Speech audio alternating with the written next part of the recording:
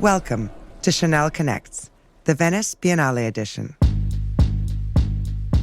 It's important to be free. So who was the fool who didn't recognize it all that time ago? Yeah. I think it is seduction. Oh, right, absolutely. Yeah. Just another woman trying to survive. So who of them is lying? I wish that were the case. Well, let's face the terror of the new work then. And this is what art is so good at.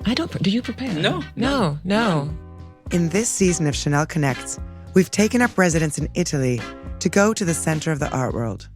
Listen in to the artists, curators, thinkers, and makers behind the Venice Biennale, the world's most important exhibition of contemporary art, now in its 60th edition. Each of our guests is focused on what matters most and what happens next. I'm Yana Peel, Global Head of Arts and Culture at Chanel. Thank you for connecting with us. Could you tell where my head was at when you found me? Me and you went to hell and back just to find peace. Colleagues and friends for over 30 years, Michael Rock and Irma Boom meet today in the Palazzo Persico in the City of Books to discuss the art of bookmaking and what it means to be a designer. Irma Boom is widely considered the premier book designer of this generation. Leading the conversation is Michael Rock, the celebrated graphic designer and co-founder of 2x4. To begin, Michael tells us about the rich history and craftsmanship of bookmaking.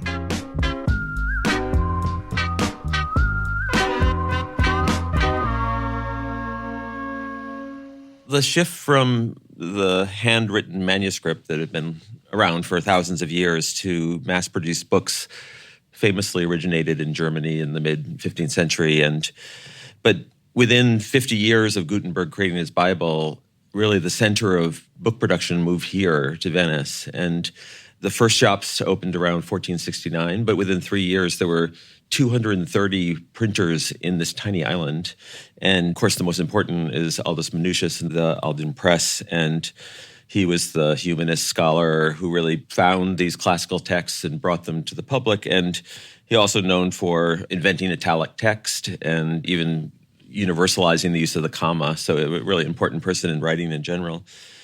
And then over that next century, there's an explosion of books across Europe where by 1600, there's already 200 million copies of books in Europe. And it was really one of the first capitalist-driven mass production businesses, really, where you had an entrepreneur, printer, an assembly line of workers, and then this product that could be tailored for different audiences, different languages. And so it was really this kind of beginning of not only a new industry, but a new kind of economy. And in the 500 years since then, the book has proved to be remarkably durable, resilient medium that we're still, 500 years later, reading them, talking about them, collecting them, and for some of us, making them. So making is the case with Irma and me, and Irma Boom and I, Michael Rock, have been colleagues for over 30 years. And Irma's perhaps the premier book designer of our generation. And my practice is maybe more ranging, but books have always been a really central concern as well. So it's a pleasure to meet here in this city of books, the city that practically invented the modern book, and to talk about books and typography, but also about the future of designing them. Irma, welcome to the Palazzo Persico, and so happy to see you. Yeah, I'm happy to be here, and indeed. And for me, of course, doing also a study at the Vatican Library already for 5 years, all books lead back to Venice. And for me, doing this study, so what happened to the book, is interesting because things changes in bookmaking, in typography, because of events, of certain circumstances. And that's what I think is also interesting. It's not just that the book is inventing itself. No, it is because of certain, sometimes political events or crisis or whatever. And I think that's interesting. And the pocketbook, which was invented in 1501 by Aldus Manutius, is interesting because he was complaining that people were not reading enough. Now we're still complaining that people don't read enough. But already in the 15th century they did. So he thought, let's make a cheap book, which is very efficient on a sheet of paper or in an octavo. And then we can mass produce. Mass produce was in that time, instead of 300 copies, you would print 3,000 copies. Right. I'm not sure if it helped, but it was an attempt. And you also said italic. In the italic is used already in printed matter, I think, very early on. But he used italic typeface because it's also a very efficient typeface. And italic is Italian, so italic. So it's based on the country's name. Is, how do you say that? You could produce a lot of words on a page. And so the book was also not too thick. There was a political end to that too, because at the time the government in Venice saw a value in an educated population, and so to get books out to people and to get information out to people was a really critical aspect of it. And we look at these books now for their beauty and for the carefulness of his typography, but there was really a mass communication form and a mass education form. And I think that for hundreds of years, the book was the primary form of educating people, of creating a central reference that people could go back to. And the great theorist Benedict Anderson would say that the book created nationality even because you had a standardized German, you had a standardized French, and you could decide, am I this or am I that? And so typography itself had this way of kind of creating nations out of the population. And so I think that why it's a really interesting period now to talk about the book is that the job of educating the masses or of getting information out obviously has become... It's now internet. It's the internet, and it's become a much broader way. It's a very efficient, fast way to do it. And so that's forced the book into being something else. Yeah, what I really think is the advantage of the book, that it's unchangeable. Basically, it was in the 90s of the last century, it was a disadvantage because you couldn't change anything, because then everybody was thinking of internet, everything is flux and changes. But I think one of the great qualities of bookmaking is the static or the frozen information, because that's why if you make a book and it's printed basically black and white, you can always revert to that, what people have said in the 15th century. And I think that is an enormous important asset of bookmaking, that some thoughts, you can find them in their original form. And if you compare it to internet, where we have the flux and the change, you can never revert to an internet page because it changes all the time. So it's not a huge reference. And to make books still now, it remains the same quality, because we're, as basically a bookmaker, the books I'm making now, hopefully they will have the good quality and remain for another 100 or 500 or 1,000 years. You can always go back to that certain moment. It captures... It's a capture of time. And I think that's an interesting asset. I think one of the points that you're making with the permanence of the book and also that central form of knowledge that can be reverted to is under a real pressure right now. And I think that not only has the internet obviously made everything faster and broader, but now with this idea of content that can be produced mechanically, but books can be produced one-off now. One of the great values of the book was it was a mass publication. You had 1,000 of them that they were all exactly the same. But now we're entering a period where a book can be made, one book for one person. You mean printing on demand, or but also content on demand. So you have basically a large language model which can produce a text. It can go to a printer that can produce a single book, and that can be delivered to a single person. So it's almost like a medieval way of thinking about the book. Where the breakdown of the central aspect of the book, which was multiplication, the multiplication of ideas. Yeah, right? And I think that what for me a book is the representation and the multiplication. And I think what is a bit a problem now, that the book also becomes a status symbol. Of course, it was also in those days, right. But now it gives status to their being, to their aura. Maybe. Yeah, exactly. Yeah. And I think if I feel that, then I'm not doing it. I think making a book costs a lot of energy and time and paper and time of many people. So it's always a collaborative process. So also there's a printer and a binder and a writers, authors. But I think that's a really important transition that's happening because you're getting those kind of requests. And I think that comes from the fact that the book as a form of just like basic communication and learning is under pressure from all these other sources. And McLuhan's famous idea that things don't become obsolete, they move toward obsolescence in the sense that they become something different. It's not like books go away, but they become different because you have this new media. And oftentimes his point is that they come back as luxury or they come back as art. Yeah, when it's this luxury thing, I really don't think it works. But that's what so many books are now, right? Which is that they're luxurious objects that cost $100 or $200 or $500. Yeah. And they're not really about communicating information or about educating the masses. No, it's showcasing something. Yeah. And it's only just to put on the table. That's why I really hate the word coffee table book, because it's not a book to use. It's just a book to show off. And I think that's not why why I'm making books. It's something else. It's sharing information. I think that is a sort of essential and crucial thing, what remains also for the future, because the book is the most stable medium ever, I think, because we can still look at even the manuscripts.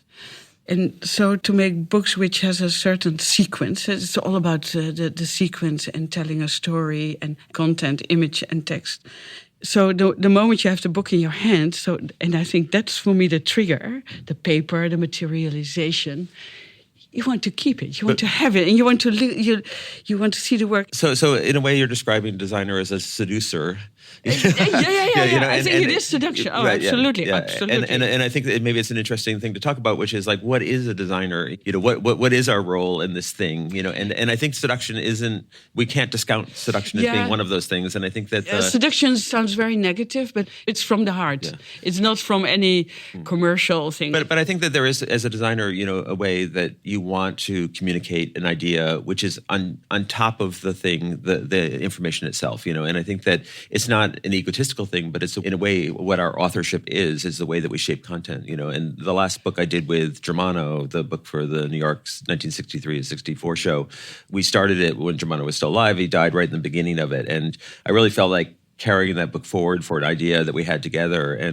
But it was really also about doing an art catalog that was almost all text and photographs, not of the art, so because we were really building the story around a historical moment. 62 to 64 in New York was this amazing moment, and it was the way that all of these different historical events were happening, things were happening in the art world, and that there was a complete relationship between them. And so the book could do that in a way the show couldn't. And so in a way, the exhibition of the art was an important thing, but the book almost carried the idea further to a way. I must say, many times I think a book is better than the exhibition, because it's more comprehensive.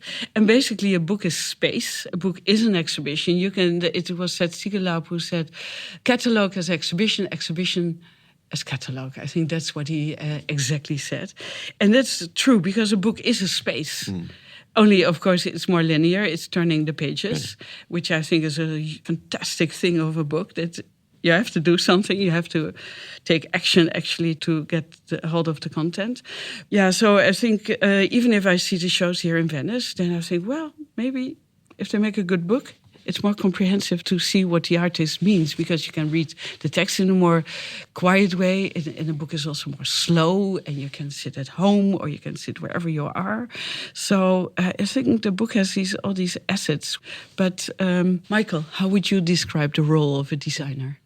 Well, I think for me, the designer is always a kind of mediator, that you're negotiating between all these different forces, and you're trying to take your knowledge of the world, your knowledge of economics, your knowledge of people, your knowledge of technology, and bring them together to make something. And so you have lots of pieces and you have lots of flows, and somehow the designer is the person who puts them all in some direction, into some end. And when it works, it's amazing. When it doesn't, it's just chaos.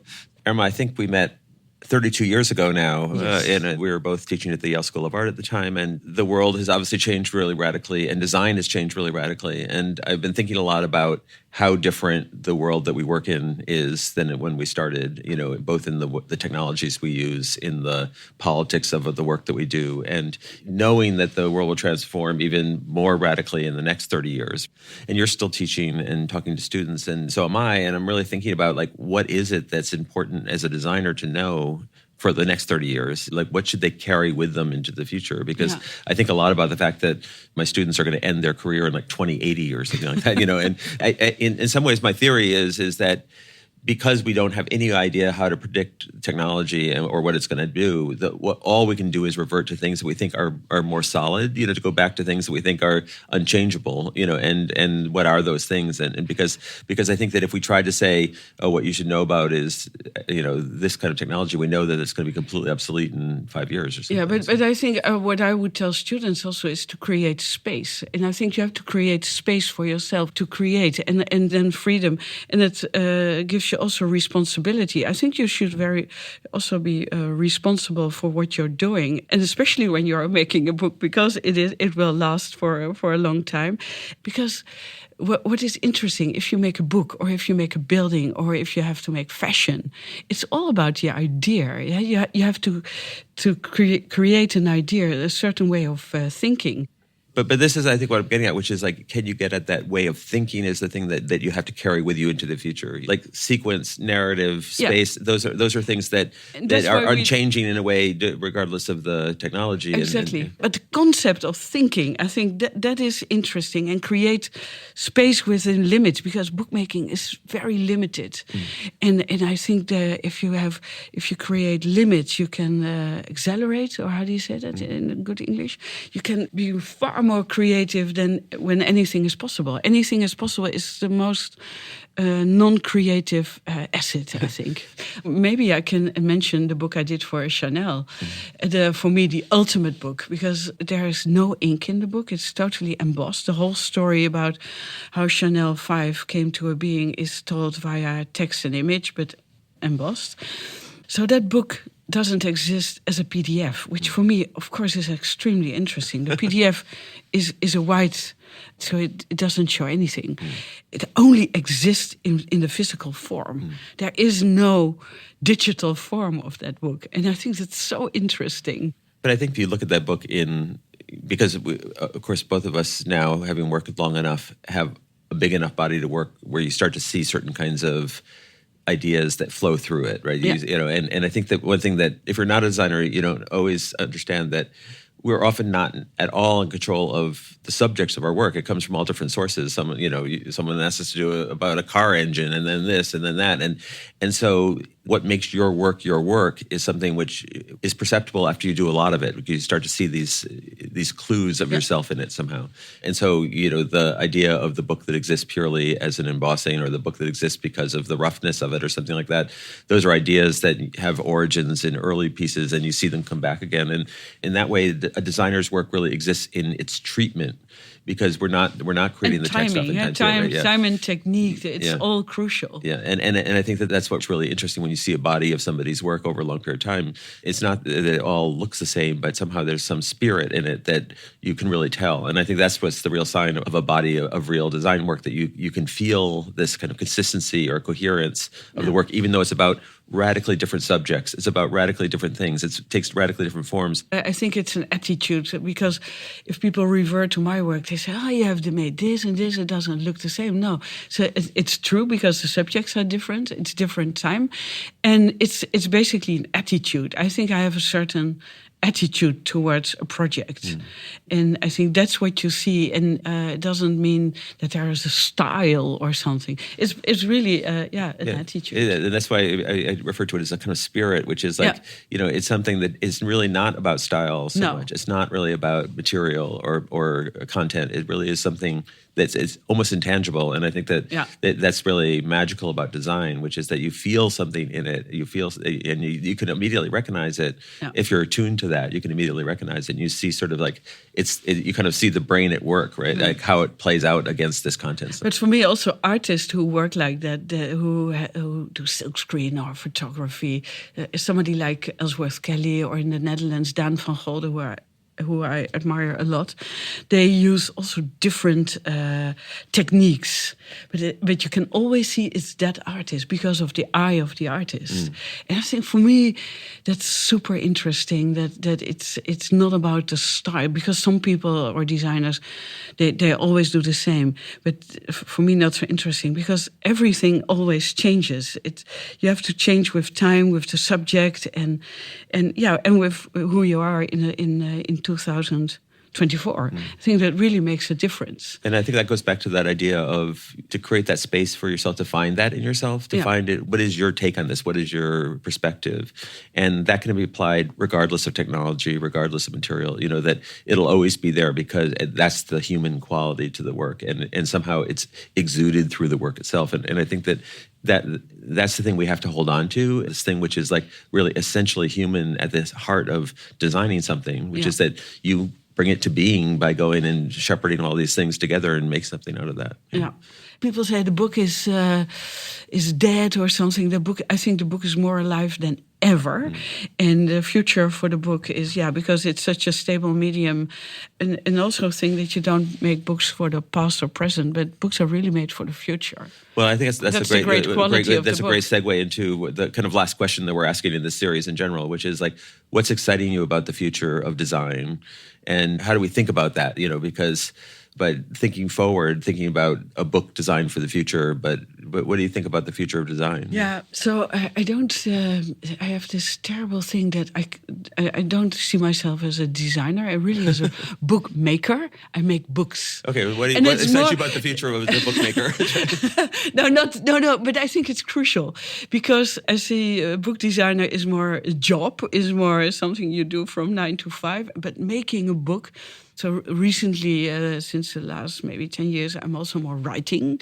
And materialization can be very important. And because the book proved itself as such a stable medium. And I hope it will develop even more. And maybe techniques like heat or cold can also influence what you see in the book. I don't know. But I think there's a lot to discover what we don't know yet. But I see... And I hope I become a little bit older, maybe 90 or something. So that means another 30 years. Yeah. That I can make a different kind of book than I'm doing now. I don't know what it is because I cannot look in the future, but I guess there will be, because also the structure of the book changed over time because of the paragraph.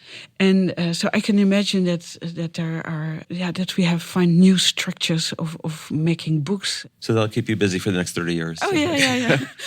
Well, thanks, Irma. It's so great to see you and talk to you as always. And so I'm glad to be here with you. And thank you for inviting me. It was very nice. Thank you. Thanks. Thank you to Michael Rock and Irma Boom. Now, we asked this year's Biennale guests where's their favorite spot to watch the sunset in Venice. I personally have seen many a sunrise from the rooftop of the Daniele Hotel, sipping my first espresso of the day. San Giorgio Maggiore, I think, would be a beautiful place to watch the sun rise because you have such a beautiful view on the whole island. It's like this standpoint that you can't get anywhere else because it gives you kind of overall view on the city. Not, from Giudecca to Soduro to the Punta della Dogana to the San Marco and the Giardini and everything. So I think it's one of the most beautiful views of the city. The rooftop of the Daniele never gets better. The way the sun falls over San Maggiore can't be beat.